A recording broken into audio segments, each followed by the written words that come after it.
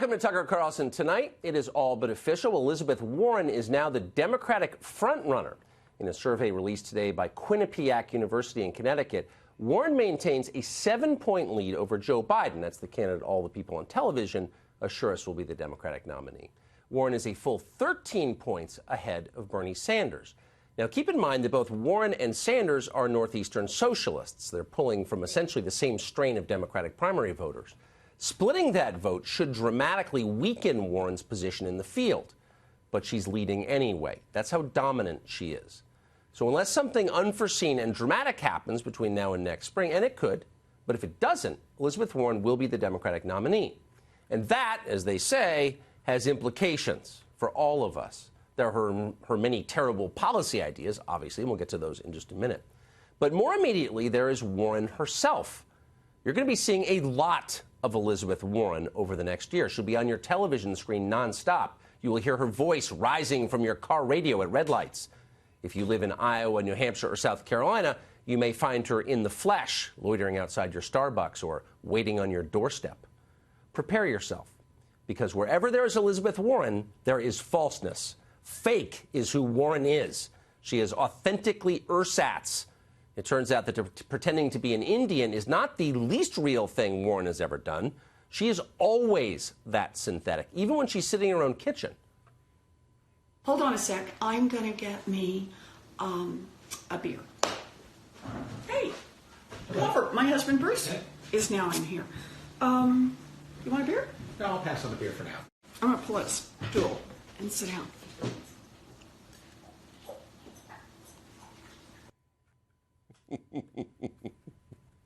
It's hard to believe that's real. You can play that again, please.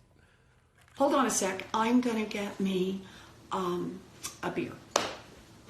Hey, Robert, my husband Bruce is now in here. You want a beer? No, I'll pass on the beer for now. I'm going to pull this stool and sit down.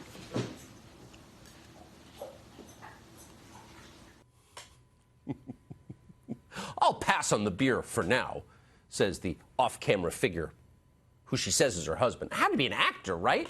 No actual married couple could have an exchange that stilted. They'd have to be reading off cue cards, complete with intentionally bad grammar for that patina of middle-class authenticity. I'm going to get me a beer, says the Harvard professor. Fetch me my Winstons. I'm hankering for a smoke. You have got to be kidding. Except Elizabeth Warren isn't kidding.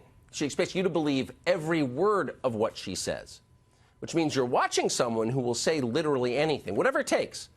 In the primaries, on the Democratic side, what it takes is maximum leftward pander.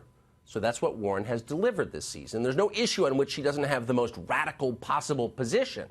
And for now, it's working. Quinnipiac confirms that. But how will Warren's positions on the issues play with the rest of the country in next fall's general election? Well, let's see.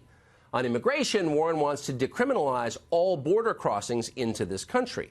If that sounds crazy to you, you are hardly alone. 2/3 of the country opposes that idea, too. Warren also says she wants to abolish ICE. That's our federal immigration enforcement agency. How many Americans agree with her on that? Fewer than 25% agree with Elizabeth Warren on that. Under her plan, we'd likely see a huge increase in illegal immigration, of course, and she has told us that every one of those foreign nationals is entitled to completely free health care courtesy of you. How many Americans approve of that idea? Well, not that many, not surprisingly, though more than say they favor, say, race-based reparations, and that's something else that Warren has called for. Sending people tax dollars based on their skin color is a genuinely unpopular idea in this country. But Warren doesn't seem to care. As she's pointed out before, America is so racist, we deserve it. We live in a country now where the president is advancing environmental racism, economic racism, criminal justice racism, healthcare racism. Healthcare racism? You've got to wonder which bored teaching assistant in what mediocre state university thought up that phrase, healthcare racism, and what it might mean. Warren didn't bother to define it, of course. In her world, it's self-explanatory. You just add the word racism after any category of public policy, and all the woke kids nod in unison. Oh, healthcare racism. Yeah, man, it's systemic. This country was built on healthcare racism. Of course it was. And that, ladies and gentlemen, is why we need Medicare for all. It's a costly plan, to be sure, But it's a plan that Elizabeth Warren, because she is magic, being infused with the power of her ancestral Cherokee spirit animals, can pay for without raising taxes on you, or anyone you know, or anyone you will ever meet. She can do that. She swears she can. Will you raise taxes on the middle class to pay for it, yes or no? Costs will go up for the wealthy and for big corporations, and for hardworking middle-class families, costs will go down. Hardworking middle-class families are going to see their costs go down. But will their taxes go up? Well, but here's the thing. Here's the thing. I've listened to these answers a few times before. Will middle-class taxes go up? Will private insurance be eliminated? Look, what families have to deal with is cost. Total cost. That's what they have to deal with. How much are your costs going to go down? No, different question. How much will your taxes go up? No, it's how much are your costs, because it's how much families end up spending. I know that argument, but will you pay more in taxes? Look, why don't you want to answer that question? Because Jake said tonight that's a Republican talking point. It's not a Republican talking point. It's a question. It's a question about where people are going to come out economically. Look, no, that's not my question. That's not my question. Ouch. When you're slinging BS in such copious volume that even soulless hacks like Chris Matthews and Stephen Colbert wince a little bit when you deliver it, it's a sign. It's not a good sign. Can someone like that really get elected president?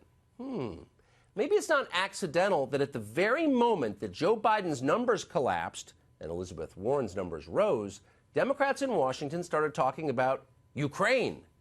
Turns out impeachment is their reserve chute. It's the only one they've got.